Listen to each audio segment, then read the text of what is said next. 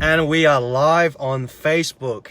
How are you doing, my friends? Today, I'm gonna just have an open discussion really about whether or when should we keep going, should we give up? Because often people talk about perseverance and always you gotta keep going to get what you want, because if you give up too soon, you're not gonna get there. And I totally 100% agree. But there are some times, oh, the car just came really close.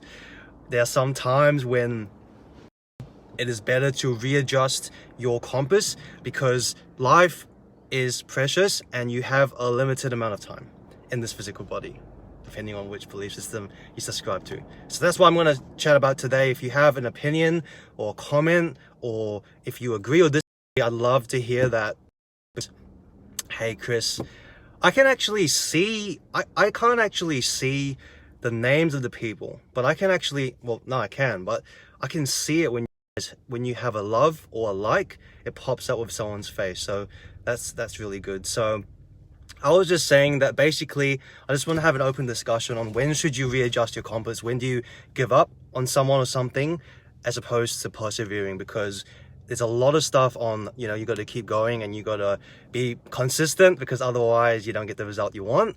But there are times when I believe it's better to readjust. So that being said, I think it's really simple. Like, in my opinion, I feel your gut knows deep down that if you are always dipping, if it's not moving forward, the net result isn't positive overall, you got to give it time, then you're best to move on and give it up, because otherwise you're creating more resistance and it's not a good thing. So basically, ideally, after the dip comes a success in general. So if you've been working on something, you should see results. You should see maybe not the end result that you were looking at, but something better. So in my life, I remember when I was working in, okay, we'll use audiology or sales, for example. I remember when I first started as an intern, I took notes on everything. I took notes on what to say from the moment a customer walked in the door to remembering all the names of every person and thing and what to say. And it was a robotic process. And you can imagine human interactions are not robotic. They're very emotional. People are emotional. Any business is emotional. So I came a long way, but it took me probably about 2 years to get comfortable, 1 to 2 years to get comfortable with myself, and in terms of how to deal with people and how to close a sale. And I'm too nice. I don't cut people off, but I do listen when texting them. Yeah, I mean, there are probably some, depends who, there's some people like in your family maybe that have differing opinions and, times like these. And yeah, for sure, you're gonna have differences of opinion. And I know within even my own family, just going off on a diversion, we definitely have differences in opinion, and some of my friends say that it divides families, but I think that you can probably live alongside people. You can be your own country and yourself, and but I think you also want to look at how it affects you, because we can be nice, but we can only be nice to the extent that it doesn't affect us. If we're too nice, I mean, if we're feeling down being around other people, then I just feel, you may disagree, but I just feel like it's not worth it, and better just to let them go, because sometimes they come back, or you agree to disagree. So yeah, so I mean that's something where it's a people thing, and people are emotional, so we're not always logical, are we? So just to round off what I was saying with the sales thing, it was really good in the end. After probably 1 to 2 years, even though I didn't actually feel comfortable in that time leading up to that, I actually experienced micro success. So I think you should feel some or see some micro success. Like, for example, I got compliments from people who may have said stuff like, oh, he's a good, sarcastically or well-meaning, he's a good salesman or whatever. And that's a compliment. It's like a backhanded compliment, but really it's saying that you have some skill. So, and then eventually after 2 years, ended up closing the highest sales in the company that I was with, in a health industry where it can be quite challenging. So, but I always believe if you care about people enough, it comes through, and you want someone to have what you have.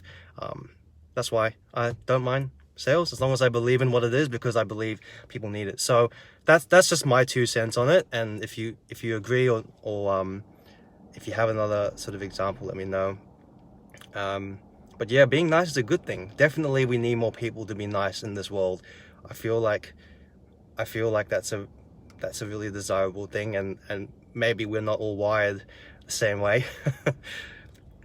And it's really good that if you're watching, I don't know I can't see who's watching at the moment, but if you've watched up to this point, I actually really commend you, because you obviously value, either you like seeing my face or you value these discussions and self-development and positivity to an extent. I don't know if you've heard of the water. Just before I sign off, I'm in a loading zone car park, but it doesn't really matter.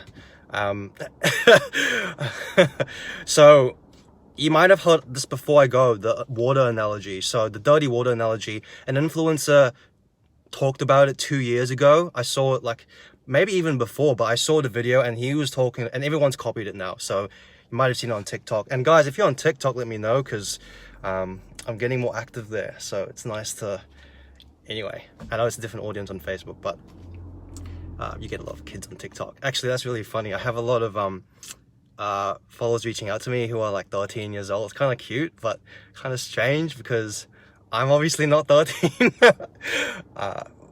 But yeah, so the dirty water analogy, really quick, is that you think of our lives and your brain as a bucket of water that's kind of dirty from dirt, air pollution all around you. So aka like the negativity all around you, you could compare it to a bucket of dirty water. And the idea is that if you self-develop, if you're filling your mind, if you're brainwashing your mind with positivity, it's just like didn't say that very well. Basically, you can clean the dirty water if you squirt clean water in. But you must keep doing that, otherwise the dirty water is going to stay dirty. It's no point giving a little squirt. You got to get the hose and do it continuously.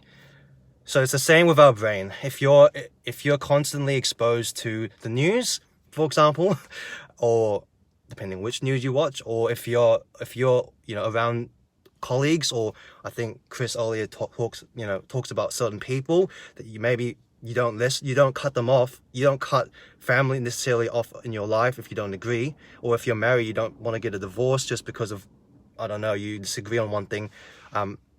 It's good to constantly have positive people around you to sort of contra that or reinforce that. So, listening to audiobooks is something I like to do in the car to save time. I often don't schedule self-development time. It's really funny. I used to do that, but I actually, I multitask. So when I'm doing things, or I'm doing not so much cooking, but it's like my meditation. But if I'm going to notifications on Facebook, sometimes I actually have something in the background where I'm kind of listening to it, and that helps me a lot. Some people say like you should focus on one thing, and maybe I should, but sometimes I just don't have time. So that was the sort of long version of it, and yeah, that was the dirty water analogy. Keep on pumping clean water into your brain, into the dirty water. So yeah, I really enjoyed doing these. I don't care, sort of doesn't bother me how many people look at it. I do it because I feel even if it changes or helps one person, or if I can get ideas from it as well, it's all the more worth it. So thanks for watching. It's a cloudy day here in Brisbane. I wish I could show you guys a sunny day now, but it's still a good day. So appreciate you, and I'll see you guys soon. If there's anything you want me to chat about, or if there's any way I can support you, just message me. All right, ciao.